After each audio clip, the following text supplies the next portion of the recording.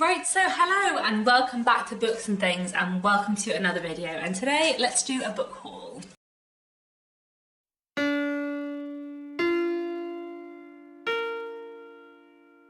So I have a book haul for you today of a bunch of books that I've acquired over the last couple of months. The majority of these are Christmas presents, though a few of them aren't. Either way, I'm excited to get to all of these books, so let's just go through them and we'll start off with the classics. So one book I got for Christmas is this. This is Fathers and Sons by Ivan Turgenev.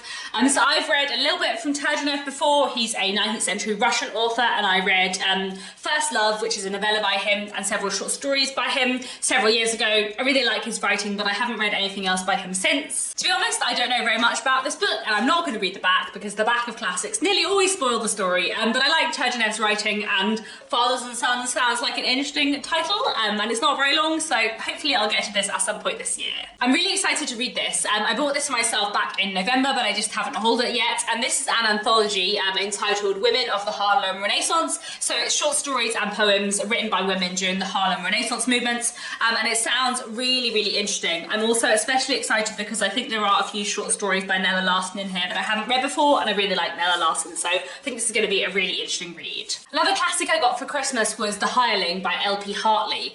I read The Go-Between by L.P. Hartley years ago, probably more than 10 years ago, and I loved it, and I've just never read anything else by him since, and I'd really like to, and this sounds really interesting. So this is a book from the 1950s, and it's about a widow who hires someone to drive her places in his car so that she can see more of the world. I haven't read further into the blurb than that, but I really like L.P. Hartley. I love The Go-Between, so I'm excited for this one. Another new acquisition I'm really looking forward to is this. This is A Town Like Alice by Neville Shute. I read Pied Piper by Neville Shute last year, and it was one of my absolute favourite books of the year. I thought it was incredible, so I'm really excited to read more by Neville Shute, and this is usually his most famous book, I think. This book was published in 1950, and it's set in Malaya during the Second World War, during the Japanese invasion, and I gather it focuses on the relationship between a local woman and an Australian prisoner of war. It sounds really interesting, and like I said, I just loved Pied Piper so much that I'm really excited to read more by Neville Shute. For Christmas, my husband Nick gave me this. This is The Woman in Black and Other Stories by Susan Hill. I have read this already. I have read this in the last couple of weeks since I got it for Christmas, and we went to see the play of The Woman in Black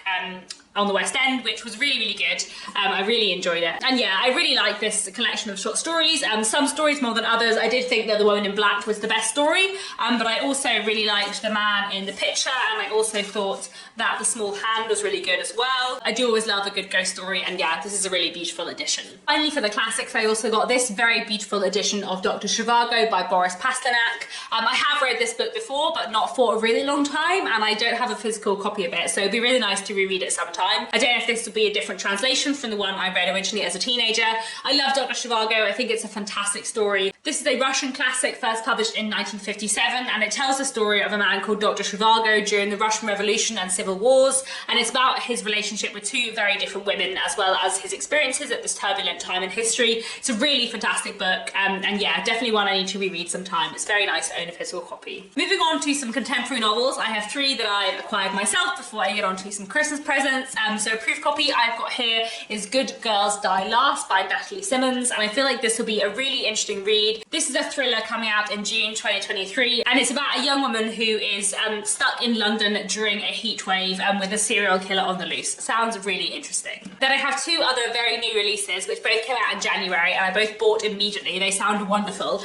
So this is For Thy Great Pain, Have Mercy on Thy Little Pain by Victoria Mackenzie, and this is a book set in the medieval period about two women exchanging stories. It sounds really interesting. It's very short, so I'm hoping to get to this really soon. It's also very beautiful. I feel like this is a very gorgeously designed book. And talking of gorgeously designed books, I'm very excited to get to The New Life by Tom Crew. This is set in the 1890s and follows two men. One of them is married to a woman but has fallen in love with a man, and the other one is married to a woman who has fallen in love with another woman. And they come together to write a book aiming to change society and conventions. It just sounds amazing, and I think it's very, very beautiful. It's got like a half dust jacket, And like, oh, the end papers are lovely, and like, look at that design. Oh, it's just so gorgeous. Very excited for this one. It sounds so entirely up my street. One work of historical fiction I got for Christmas is this, Island of Mercies by Rose Tremaine, which has been vaguely on my radar for ages. And this book is set in Victorian Bath, which, you know, it's always going to appeal to me. It's apparently about a woman who is torn between her relationship with another woman and a marriage of convenience, and it just sounds like a book that is very up my street. I'm also really excited to have a copy of this. This is The Secret Diaries of Charles Ignatius Sancho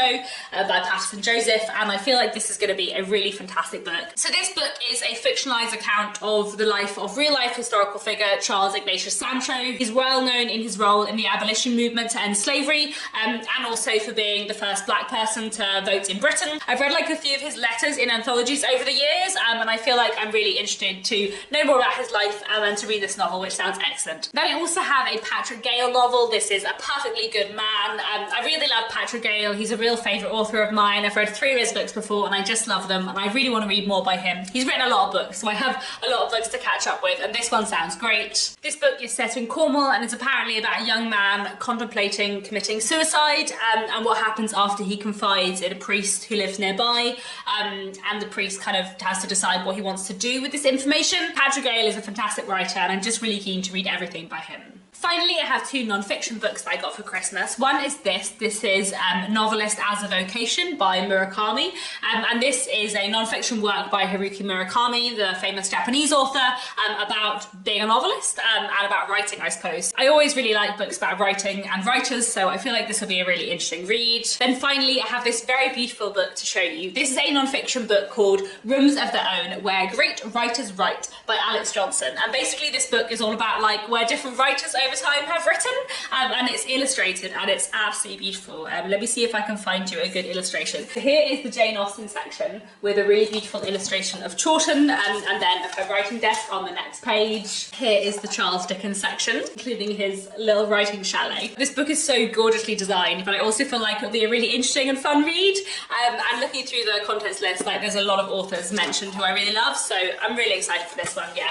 Beautiful book, and I think this will be a great read. So there we have it. Those are all the books that I've acquired lately. Do please let me know down in the comments if you've read any of these books and what you thought of them. That's it for now, and I'll be back very soon with another bookish video.